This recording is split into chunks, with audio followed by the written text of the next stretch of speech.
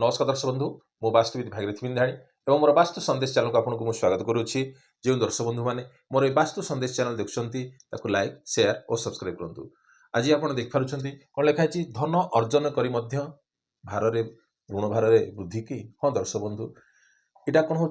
आजिकल यह अधिका देखा मिलूँ कहीं ना आपण जन्म कुंडली आपको बतेबी जे क्यों भाव में कौन थे सब जिन आसी थाए दस पैसा अर्जन कर समस्ते ना कि कौन इनकम करती किए सरकारी चाकरी फिक्स आ जो मान बेसरकार कौन अप डाउन किसी आसी थाए कि बेपार में भी यू जिन देखा मिलूँ कि आप धन संचय करी आप जो पैसा जो खर्च होल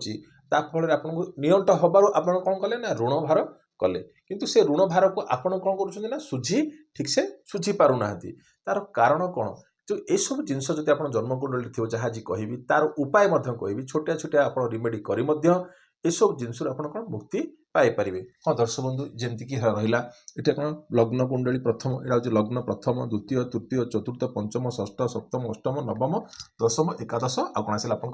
द्वादश भाव यहपर जन्मकुंडल 12टी भाव रहा। तो कथा हूँ कौन जे आपणकर कौन धन संचय है कौन है धन संचय है आ धनटा आपर कौन आप फिक्स रहा जहाँ भी किसी धन संचय कले कि से पैसा जो अलग बाटर जो पैसा खर्च होकर आईदर आपंकर कौन भ्रम होता है कि जहाँ भी किसी कौन कि आपको धोखा दे पारती ये सब जिन घटार कारण कौन हो देखो ये हूँ कौन ना धन भाव द्वितीय भाव हूँ कौन ना धन भाव द्वितीय भाव हूँ कौन ना धन भाव ये आप धन संचय करे जदि यही भावर मालिक एठार जो अंक लिखाई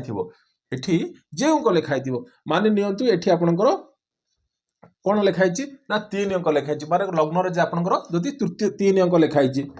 तार ये कौन आसो निश्चित 4 अंक आसो कौन आसो ना 4 आसो जहाँ भी आपंकर जन्मकुंडली जहाँ भी था ना कहीं जब आप अंकटा देखिए प्रथम ये द्वितीय भाव जो अंक लिखाई तार स्वामी अर्थात 4 स्वामी किए ना चंद्रमा चंद्रमा जदि चंद्रमा को कौन ना षष्ठ अष्टम द्वादश दोष न था किंतु अलग जदि माने आप अंक लिखाई जदि से भावर स्वामी जदि षष्ठ हो यहाँ हूँ अष्टम भाव ये हूँ द्वादश भाव यही भाव में जदि आपणकर कौन कौन द्वितीय भावर स्वामी जन्मकुंडली द्वितीय भावर स्वामी जन्मकुंडली 6 8 12 अर्थात कौन षष्ठ कौन आसला ना ये कौन ना रोग द्वारा पैसा खर्च हम सेटा भी आप धन संचित अर्थ धन पैसाटा व्यय है ना ऋण द्वारा पैसा माने कौन खर्च हम ऋण करके कौन इंटरेस्ट बहन करेंगे सुध बहन करेंगे से बाटर आप पैसा जीव आ शत्रु जब आपको कौन से जिन कम आपंकर कम को कौन करना रुकावट करुँच अर्थात कौन हो से कम आपको परेशानी सृष्टि कर जहाँफल आप से बाटर कौन हो आपण संचित धन रू कौन पैसाटा व्यय हो तो षष्ठ थे परेशानी आपको देखा मिल अष्टम थे कौन हम ना द्वितीय भावर स्वामी जब अष्टम पलैला से कौन हम ना आपण कि नुआ जिन करेंगे कौन से सांग साथी हो कि परिवार वर्ग किसी डायरेक्शन करेंगे कि निजस्व किसी बुद्धि किसी जिन कम कराए आटे भी कौन हम आपंकर कौन हम ना व्यय हम पैसाटा से कौन हम आपंकर अजथा पैसाटा से कौन करेंगे आप लगे जहाँपर आप हम से नुकसान कौन हम पैसा आपंकर कौन आप अपव्यय है। तो द्वितीय भावर स्वामी ये आसला तापर नेक्स्ट आसला कौन ना द्वितीय भावर स्वामी जब द्वादश भाव को गला द्वितीय भावर स्वामी जब ये बसला अर्थात कौन आसला द्वादश भाव अर्थात कौन हो ना अनवरत आपण किसी ना कि जिनस निजस्व हो आपंकर इनकम थी मान नियंतु आपंकर 60,000 टंका कि 70,000 टंका मासको इनकम किंतु आपंकर चाहिदा कौन थी सब मनुष्यर किसी ना कि चाहिदा रही कि आग को बढ़ा कि से जो बाटटा आपंकर जो विभिन्न प्रकार जिनिस क्रय जिनिस क्रय ना क्या किए मागिला आप पैसा कौन देदेले क्या कौन पैसाटा देले से पैसाटा आपन को आउ कौन मिलना ना जहाँफल कौन द्वितीय भावर स्वामी जदि द्वादश भाव को गला एठे जदि बसब ताहले भी ए परेशानी आपन को देखा मिल एक एटा प्रथम। तो द्वितीय आसला नेक्स्ट आसला कौन यहाँ जो आप कहले द्वितीय भावर स्वामी कहली आउ गोटे कौन है जो आपंकर जो पैसाटा हम से आप लाभ पाइबे कि नहीं तो यहाँ धन संचय है संचय पैसा रू कौन है आप भाव में जदि थी निश्चित आप पैसा व्यय हम। तो आसला कौन ना 11 भाव अर्थात कौन आसला ना यही भावर स्वामी आउ कौन आसला ना 11 भाव कौन आपंकर लाभ आप कम व्यवसाय करुँच आपंकर बेसरकारी कम करुँच जहाँ भी किसी आप कर्म कर तो पैसा आपको आसूची से जो पैसाटा आस लाभ हो ना क्षति हो। तो यू आम जाना ये दुईटी जिनस आम देखा कौन द्वितीय भाव आउ କ'ଣ ନା 11ମ ଭାବ ଦେଖିବା। ତ 11ମ ଭାବର ସ୍ୱାମୀ ଯଦି ଷଷ୍ଠରେ ବସିବ, ଯାହା କହିଲି ଦ୍ୱିତୀୟ ଭାବର ସ୍ୱାମୀ ଯଦି ଷଷ୍ଠରେ ବସିଲା, ଏଇ ପରିଶାନୀ ଆପଣଙ୍କୁ ଦେଖିବାକୁ ମିଳିବ। ଆଉ ଯଦି ଅଷ୍ଟମରେ ବସିବ ତାହେଲେ ମଧ୍ୟ ବି ଏସବୁ ଜିନିଷ ଆସିବ। ମାନେ ପଇସାଟା ଯେଉଁ ପଇସାଟା ଆସିବା କଥା, ସେ ଲାଭ ଯେଉଁ ଆସିବା କଥା, ସେ ଲାଭରେ ଆପଣଙ୍କର କ'ଣ ମାନେ ତମକୁ ରୋକିଦେବ। ଯାହାଫଳରେ ଆପଣ ଯାହା କିଛି ଭାବିଥିବେ ଯେ ମୁଁ 5 ଟଙ୍କାର ଜିନିଷଟାକୁ 7 ଟଙ୍କାରେ ବିକିବି କି 7 ଟଙ୍କାର ଜିନିଷଟାକୁ 8 ଟଙ୍କାରେ ବିକିବି, ସେଠାରେ କ'ଣ ଆପଣଙ୍କର ନା ହେବ, ମାନେ ପାର୍ଥକ୍ୟ ଆସିବ। ଯାହାଫଳରେ ଆପଣଙ୍କର ପଇସାଟା କ'ଣ ମୂଳ ଧନରୁ ସେଠି କ'ଣ ହେବ, ଯେଉଁ ସଞ୍ଚିତ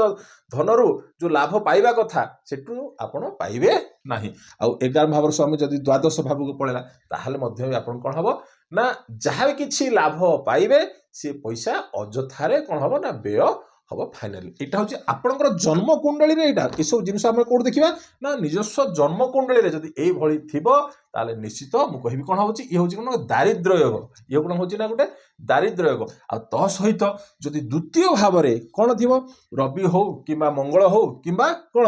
ଶନି ହଉ, ରବି ହଉ କିମ୍ବା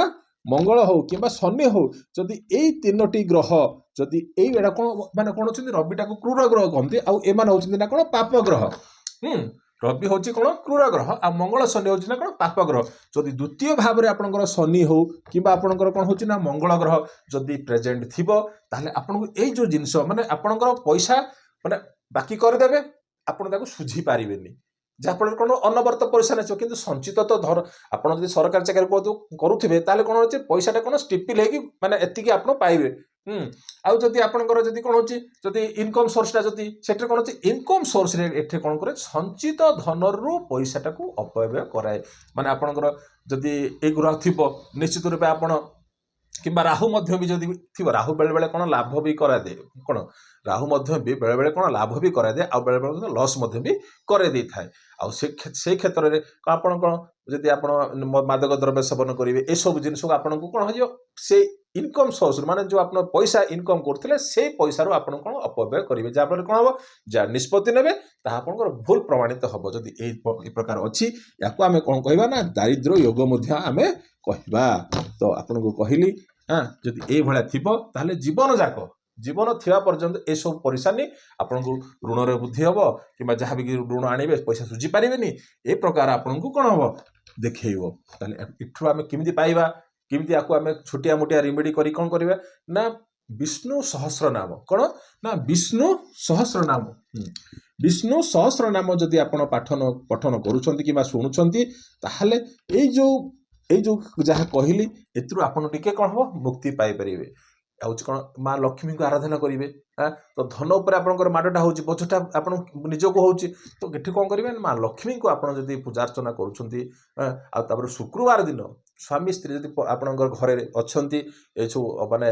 ତାହେଲେ ଶୁକ୍ରବାର ଦିନ କ'ଣ ନା ସ୍ତ୍ରୀଙ୍କୁ ବସେଇ ଆପଣ କ'ଣ କରିବେ, ଏଇ କ୍ଷେତ୍ରରେ କ'ଣ ହୋଇଥାଏ ଅଧିକାଂଶ ସ୍ୱାମୀ ସ୍ତ୍ରୀ ଭିତରେ ମଧ୍ୟ ଅପଡ଼ିଥିବା ପଇସା ଖର୍ଚ୍ଚ ହେଉଛି, ମାନେ ଅଯଥାରେ ପଇସାରେ ଯଦି ବାଟଣ ମାନେ କ'ଣ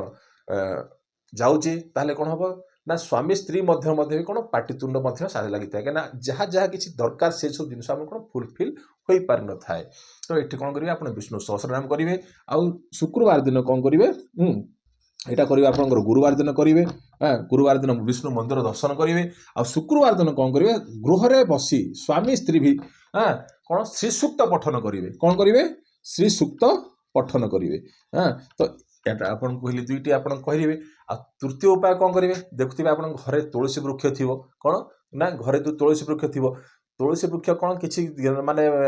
ମାସ କିଛି ଦିନ ଗଲା ପରେ ସେ କ'ଣ ହେଇଯାଏ ନା ସେ କ'ଣ ହେଇଯାଏ ମାନେ ପ୍ରାପ୍ତି ହେଇଯାଏ। ବୁଝିପାରୁଛନ୍ତି, ମାନେ ପ୍ରାପ୍ତି ହେଇଯାଏ ମାନେ ଗଛ ଶୁଖିଲା ହେଇଯାଏ। ସେ ଗଛକୁ ଆପଣ ଯେତେବେଳେ ଆପଣ କାଢ଼ିବେ, ତାର ଯେଉଁ ରହିଲା ଆପଣଙ୍କର କ'ଣ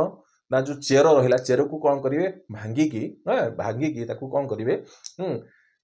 ତାକୁ ନାଲି କପଡ଼ାରେ ଗୋଡ଼େଇକି ଆପଣଙ୍କ ମୁଖ୍ୟ ଦ୍ୱାର ଉପରେ କ'ଣ କରି ଲଗାନ୍ତୁ। ମୁଖ୍ୟ ଦ୍ୱାର ଉପରେ ତାକୁ କ'ଣ ଲଗାନ୍ତୁ, ଯାହାଫଳରେ ଏସବୁ ଜିନିଷରୁ ଯାହା କିଛି ଆପଣ ଯେଉଁ ଦେଖୁଛନ୍ତି ଦାରିଦ୍ର୍ୟ ଯୋଗରୁ କିଛି ନା କିଛି ତ ମାତ୍ରାରେ ଆପଣଙ୍କୁ ଲାଘବ ମିଳିବ ନା। ତ ଆପଣ ଏଇ ଛୋଟିଆ ଉପାୟଟି ଆପଣ କରନ୍ତୁ, ଆଉ କମେଣ୍ଟସ୍ ବକ୍ସରେ ମଧ୍ୟ ବି ଦର୍ଶାନ୍ତୁ। ତ ଏ ତ ଥିଲା ଆଜିର ଛୋଟିଆ ଟପିକ୍। ରହିଲି, ନମସ୍କାର।